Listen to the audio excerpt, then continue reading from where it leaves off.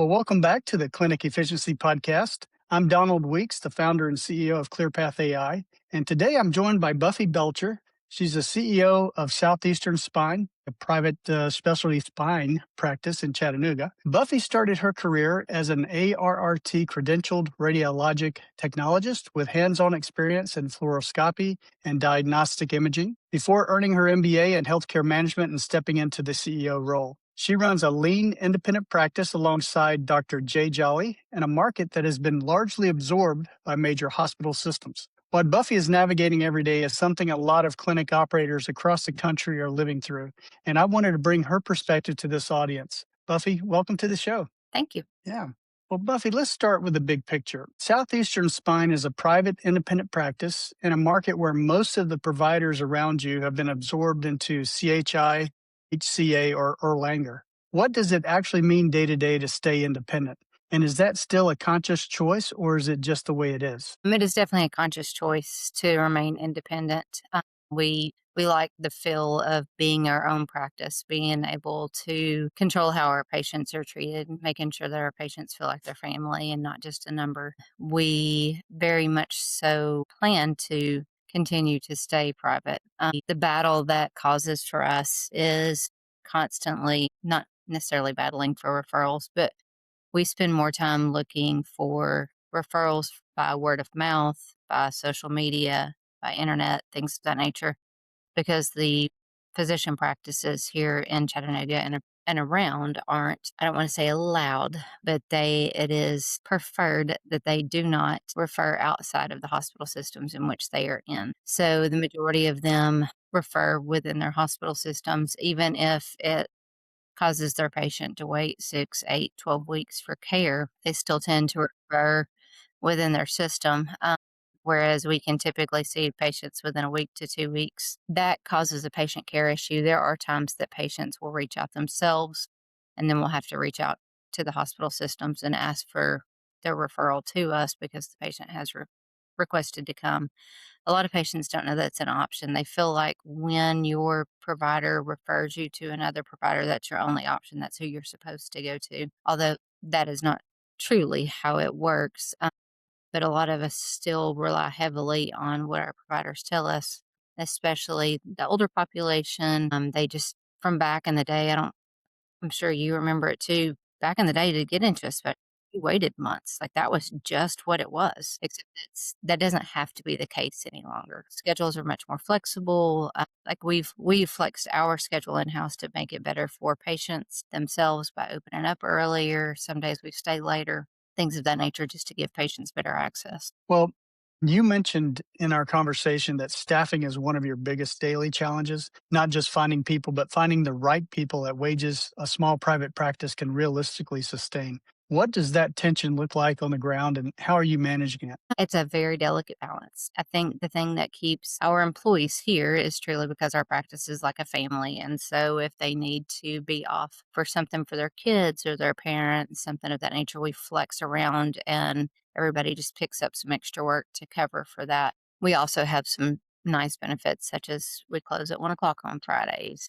We don't work weekends or holidays. Those things tend to keep people employed here versus going to the hospital systems. But in a private practice, we aren't able to pay the large sign-on bonuses or the larger salaries because we don't have that money coming in. The reimbursement from the insurance companies keeps decreasing. Cost of everything keeps increasing: paper products, electricity, rent, all the things. So it's definitely a struggle. I tend to have to weed through a lot of the not of the best in order to find the best of the best to be here, that are willing to take a little bit less pay than what like the hospital systems would give. But in trade off, they get their holidays and weekends and holidays paid and things of that nature. That's good. Well, let's talk about payer denials because the way you described it in our pre call conversation really stuck with me. I know you said your staff opens the mail every morning to a stack of denials, MRIs, steroid injections, procedures, and then the practice has to fight each one on the back end while patients are sitting in pain. Walk our audience through what that actually costs the practice in time, staff hours, and patient attrition. So we originally submit for patients to have procedures, MRIs, things of that nature. The insurance companies have a lot of stipulations on what has to be done prior to those things. And so you have a lot of your patients say that need an MRI. Well, insurance companies now say they have to have 6 weeks of PT before they can have an MRI. A lot of patients aren't able to do that because they are in so much pain. They'll go to PT appointment 1 or 2, and then it's only making them worse. So then we have to go back to the insurance company, try to explain to them, hey, this PT is truly making this patient worse. We think this is probably what they have, then fight to try to get them like an MRI approved.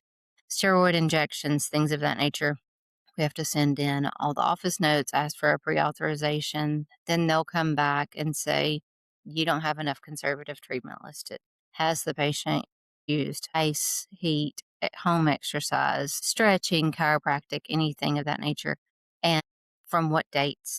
Has it been within the last 6 months? So then my staff is burdened with questioning these people who a lot of times patients don't remember exactly what they've done, or they don't give you a clear picture of what they've done. We've implemented AI ambient assist within the rooms to try to capture everything that the patient says, to try to bring it in so that we can present that to the insurance companies to get them approved for their procedures and things. But there are times when patients don't remember to tell you that they've been using a heating pad for the last year, like used it most recently last night kind of thing.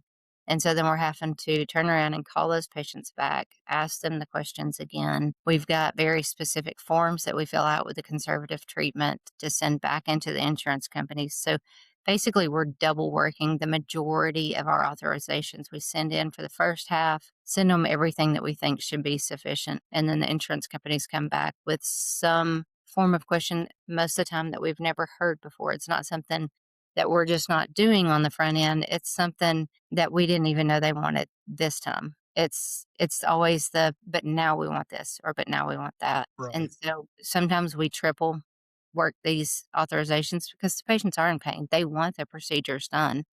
They want to know what's wrong with them. So we all fight it. The patients end up coming back in for more rechecks. They end up on more medication until we can get them to the proper procedure that they need to have. Yeah. Wow. Well, I know you recently made the decision to outsource your billing to Othello, which is an AI-based billing platform. That's not a small decision for a practice your size. What pushed you to that point, and what has the impact looked like so far? It's actually Athelis, is the billing system. Dallas? Okay, Athelis sorry. that we switched to. Yeah, Um, and truly, we had done billing in-house for a while, and that was not working fabulously. It is really hard to find people who have the billing knowledge. There's a lot that goes into billing and coding. And so now we have one in-house biller and coder, and the rest of that was originally outsourced to a platform that did it more manually. Did a lot of manual, just everything was being fought on the back end. So it'd be submitted, then be fought on the back end, which caused a significant delay in payments, things of that nature. So after some research and finding a company that they provided the ambient AI assist, some coding assistance, along with the billing, all combined into one package.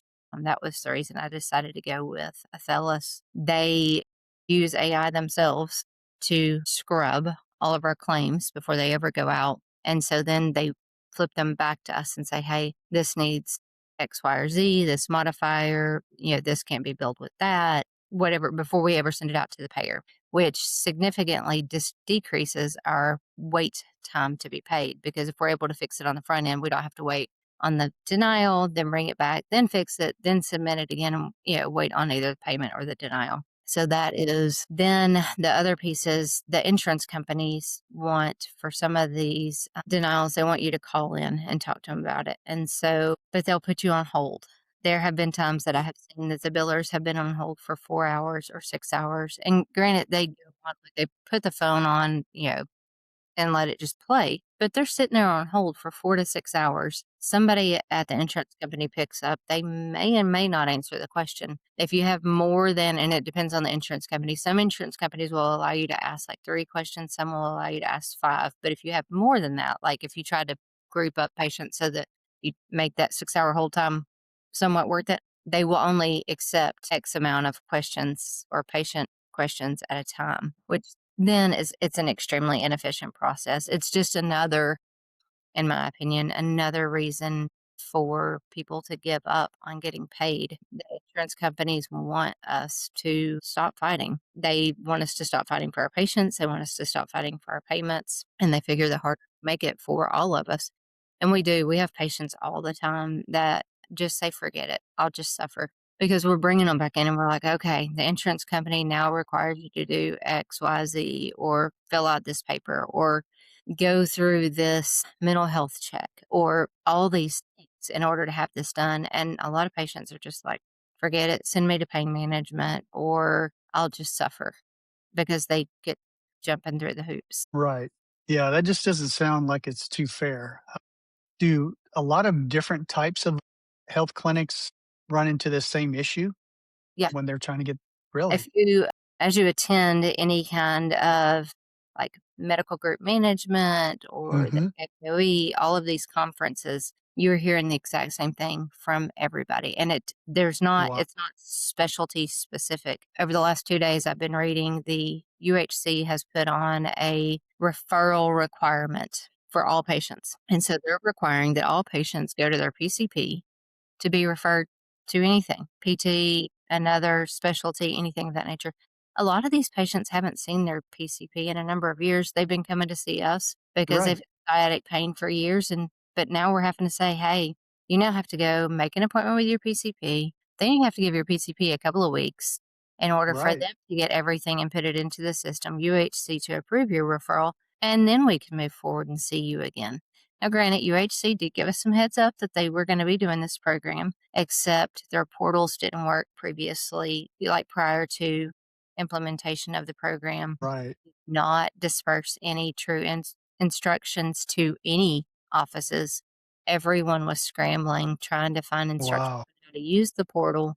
And then the patients might have gotten a letter that said, you're going to have to go to your PCP for a referral. Either they threw it out or they didn't understand what it was telling them. And so that has caused an extreme hassle. They've delayed the actual full implementation of the program, but all the forums are full of people asking, "Hey, how are you doing this? How are you doing that?"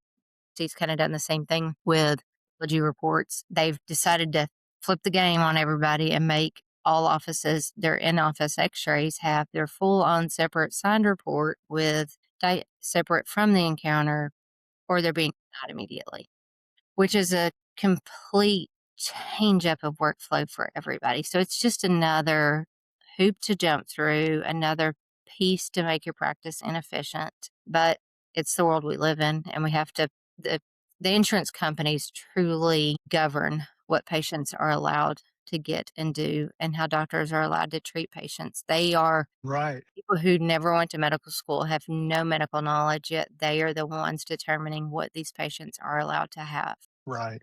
Wow. That's incredible. Well, at Southeastern Spine, you serve patients who drive up sometimes 2 hours from Nashville, Knoxville, or Atlanta to see you. People who would rather make the trip than go to a large system. That tells you something about what your practice means to those patients. How do you protect and build on that reputation when you're also fighting the operational battles that you've described? Well, first off, we try our best to treat all of our patients like family. Dr. Jolly, Jessica, and Rebecca all very much so have very personal relationships with all of their patients. That keeps those patients coming in. We do a lot of marketing in our rural communities, marketing to schools, any smaller offices that we can find there that are private practice. It's truly kind of a balancing game. Right now we have radio ads going. I do a lot of social media marketing, things of that nature. We do try to present ourselves as the small town practice, which is what we are. And we are, like you said, 2 hours. We've got a great catchment here. We're 2 hours from three major cities, actually, truly four if you want to count Birmingham in there, because it's about 2.5 hours away from here. There's a lot of That's rural right. communities between here and there that are still a lot of farmland, small town kind of places. And so we just try to get the word out to those people that, hey, we've got a small private practice here in Chattanooga. We do surgery at. We've got a surgery center that we can get you in and out of and get you back home so that your family's not having to travel over here to the hospitals. They're not having to travel the 2 hours or to the big cities, either one. So it's truly, and a lot of word of mouth. A lot of our patients go out and tell their family members and their friends about us and what we do for them and how we treat them. No, that's great. Well, if you could wave a hand and fix one thing about the way that the healthcare system works for practices like yours, not just for Southeastern Spine, but for independent specialty clinics across the country, what would it be? I guess my magic wand would be that insurance companies and large hospital systems allow us to treat patients in the way that we should and put Right. patients first. Absolutely. Well, I think that would be great. Yeah. Well, Buffy, I think this has been genuinely important conversation, and I know what you're dealing with at Southeastern Spine is not unique to Chattanooga. I know it's happening in practices everywhere, and I think our audience is going to appreciate hearing it framed and honestly like you did. And thank you so much. Thank you.